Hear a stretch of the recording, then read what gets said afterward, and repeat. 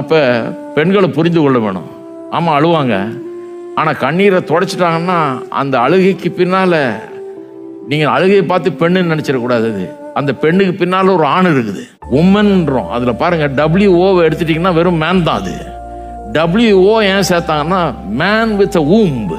ஊம்புனா கற்பப்பை, ஒரு பிள்ளைய கருத்தரித்து சுமந்து பெறக்கூடிய ஒரு ஆற்றலை மனுஷி. அதனால தான் அதுதான் மேஜர் வித்தியாசம் ஆணுக்கும் பெண்ணுக்கும். மற்ற விதத்தில் எல்லா விதத்துலையும் அவளும் ஒரு ஆண் தான். பெரிய தவறு பண்ணிடுறோம். அவங்க எமோஷனல், அவங்க ஒன்றும் முடியாது, அவங்களால நம்ம எல்லாம் வாழ முடியாதுன்னு நினைக்கிறது வந்து பெரிய அண்டர் எஸ்டிமேஷன்.